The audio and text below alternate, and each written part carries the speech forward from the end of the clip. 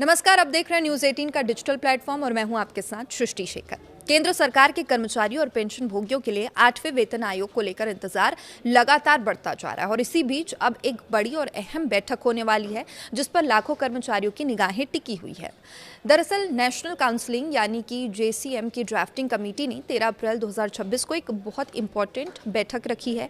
इस बैठक का मकसद 8वें वेतन आयोग को सौंपे जाने वाले अंतिम मेमोरेंडम को अंतिम रूप देना है। माना जा रहा है कि इस बैठक के बाद कर्मचारियों की मांगों को औपचारिक रूप से आयोग के सामने रखा जाएगा। दरअसल हर वेतन आयोग के गठन से पहले कर्मचारी संगठनों की ओर से एक विस्तृत मेमोरेंडम तैयार किया जाता है। इसी मेमोरेंडम में कर्मचारियों की वेतन वृद्धि, भत्तों और पेंशन से जुड़ी प्रमुख मांगों को शामिल किया जाता है। यही वजह है कि 13 अप्रैल को होने वाली ये बैठक कर्मचारियों के लिए बेहद अहम मानी जा रही है। जानकारी के मुताबिक ड्राफ्टिंग कमेटी इस समय अलग अलग कर्मचारी संघों और पेंशन भोगी संगठनों से मिले सुझावों को एक साथ इकट्ठा कर रही है।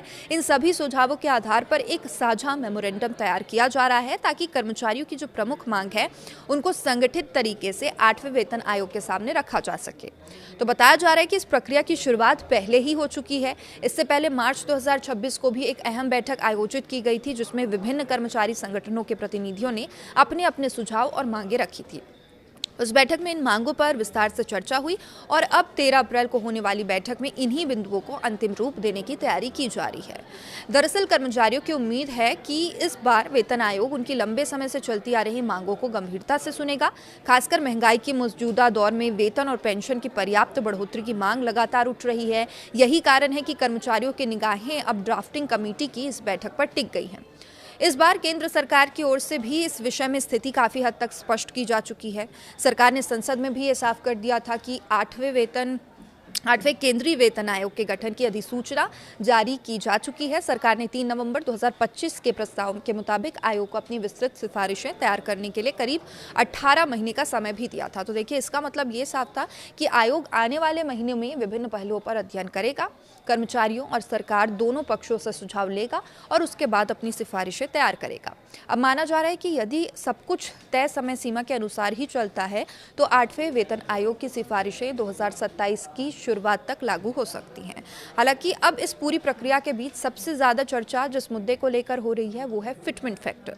अब फिटमेंट फैक्टर ही वो प्रमुख आधार होता है जिसके जरिए कर्मचारियों की बेसिक सैलरी में बढ़ोतरी तय की जाती है और इसलिए कर्मचारियों की सबसे बड़ी उम्मीद इसी पर टिकी हुई है।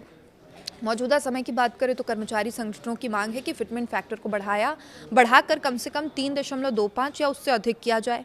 कर्मचारियों का कहना है कि पिछले कुछ वर्षों में महंगाई लगातार बढ़ी है, जीवन यापन की लागत भी काफ़ी बढ़ गई है और ऐसे में अगर फिटमेंट फैक्टर में पर्याप्त वृद्धि नहीं होती तो कर्मचारियों को वास्तविक राहत नहीं मिल पाती। यदि कर्मचारी की ये मांग स्वीकार कर ली जाती है तो इसका सीधा असर न्यूनतम वेतन और पेंशन पर देखने को मिलेगा। विशेषज्ञों का मानना है कि फिटमेंट फैक्टर में बढ़ोतरी होने की स्थिति में केंद्रीय कर्मचारी की सैलरी में बड़ा इजाफा हो सकता है और इसके साथ ही पेंशन भोगियों को भी इसका लाभ मिल सकता है। यही वजह है कि लाखों केंद्रीय कर्मचारी और पेंशन भोगी इस पूरे घटनाक्रम पर नजर बनाए हुए हैं। फिलहाल सबकी निगाहें 13 अप्रैल को होने वाली ड्राफ्टिंग कमेटी की बैठक पर टिकी हुई है और जहां कर्मचारियों की मांगों को अंतिम रूप दिया जाएगा। अब देखना दिलचस्प होगा कि इस मेमोरेंडम में किन किन मुद्दों को प्रमुखता दी जाती है, कर्मचारियों की कौन कौन सी मांगे आयोग सुनता है, वहां तक पहुंचती है और साथ ही ये भी अहम होगा कि आने वाले समय में 8वां वेतन आयोग इन मांगों पर किस तरह का रुख अपनाता है। फिलहाल इतना तय है कि आने वाले महीनों में 8वें वेतन आयोग को लेकर गतिविधियां तेज होने वाली हैं और इसके साथ ही केंद्रीय कर्मचारियों और पेंशन भोगियों की उम्मीदें भी लगातार बढ़ती नजर आ रही है।